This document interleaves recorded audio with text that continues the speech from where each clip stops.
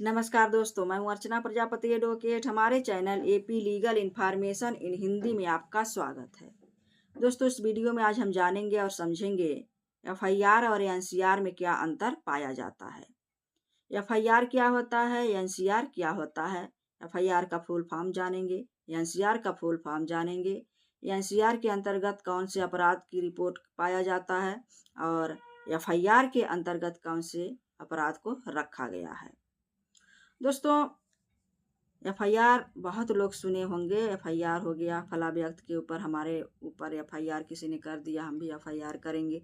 बहुत लोगों ने सुना होगा, लेकिन एनसीआर के अंतर्गत क्या अपराध लिखा जाता है, कौन से अपराध लिखा जाता है, ये बहुत कम लोगों को पता चलता है। और एफआईआर में भी किस प्रकार का जो है मामला लिखा जाता है, ये भी लोग नहीं जानते होंगे बहुत लोग। तो एफआईआर और एनसीआर जो है, ये जो अलग अलग तरह की पुलिस रिपोर्ट है जो अपराधों के दर्ज की जाती है, अपराधों के लिए दर्ज की जाती है। एफआईआर का मतलब है प्राथमिकी रिपोर्ट। एफआईआर का मतलब क्या होता है? प्राथमिकी रिपोर्ट। हमने कहा था एफआईआर का फुल फॉर्म जान लीजिए। फर्स्ट इंफॉर्मेशन रिपोर्ट, प्रथम सूचना रिपोर्ट, यानी प्राथमिकी रिपोर्ट। जो घटना घटित हुआ, आपने तत्काल जाकर पुलिस को बताया, उस घटना की जानकारी दी, यह प्राथमिकी सूचना हो गया। आपने दिया थाने पर या किसी भी माध्यम से अगर आप अपनी बात पुलिस प्रशासन तक पहुंचा देते हैं तो वह प्राथमिकी दर्ज हो जाता है, प्राथमिक रिपोर्ट उसको कहा जाता है। और वहीं देखा जाए, एनसीआर जो होता है वह गैर संज्ञेय मामले में दर्ज की जाती है और एफआईआर जो है संज्ञेय मामले में दर्ज की जाती है। संज्ञेय मामला क्या है? कॉग्निजेबल ऑफेंस जिसको कहते हैं, बहुत बड़ा यह अपराध होता है संज्ञेय मामला। और एनसीआर नॉन कॉग्निजेबल रिपोर्ट जिसको हम कहते हैं, इसके अंतर्गत गैर संज्ञेय, यानी बहुत बड़ा मामला न होकर छोटा मामला होता है, गैर संज्ञेय जिसको हम कहते हैं। तो गैर संज्ञेय में छोटा मामला आता है और संज्ञेय में बड़ा मामला आता है। तो इस एफआईआर के अंतर्गत बड़ा मामला दर्ज होता है और एनसीआर के अंतर्गत जो होता है छोटा मामला दर्ज होता है।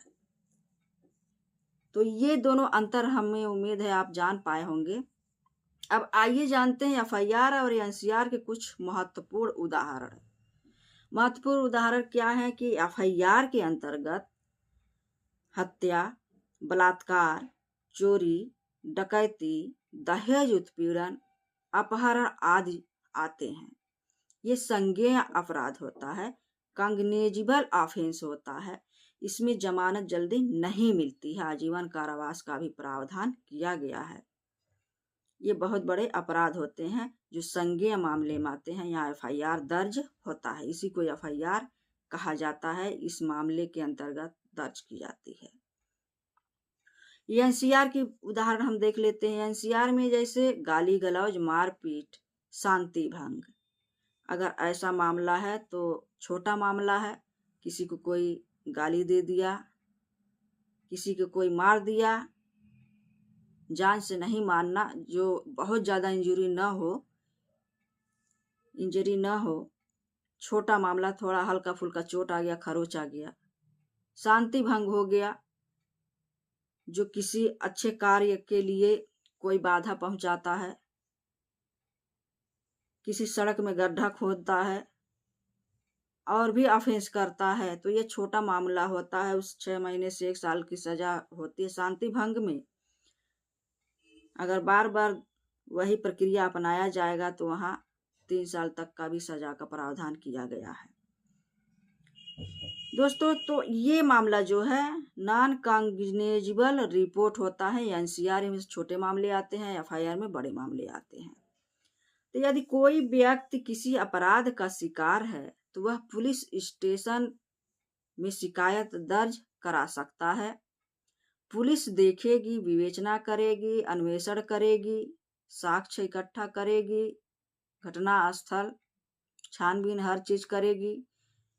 उसके हिसाब से वह अपराध किस कैटेगरी में आ रहा है, संज्ञेय में आ रहा है या गैर संज्ञेय में आ रहा है, छोटा मामला बन रहा है कि बड़ा मामला बन रहा है, उस हिसाब से मामला दर्ज करती है। अगर छोटा मामला है, गाली गलौज है, मारपीट है, तो वह एनसीआर में कर देगी। अगर इससे बड़ा हत्या, लूट, चोरी, डकैती, अपहरण, दहेज उत्पीड़न है, तो वह बड़ा मामला में एफआईआर दर्ज कर देगी, संज्ञेय मामला। तो यही था एफआईआर और एनसीआर में अंतर। उम्मीद है यह जानकारी आपको बहुत ही अच्छा लगा होगा। हमारे चैनल पर आप नए हैं तो like share subscribe all button click कर लीजिएगा और नेक्स्ट वीडियो का इंतजार करिए। तब तक के लिए जय हिंद, जय भारत।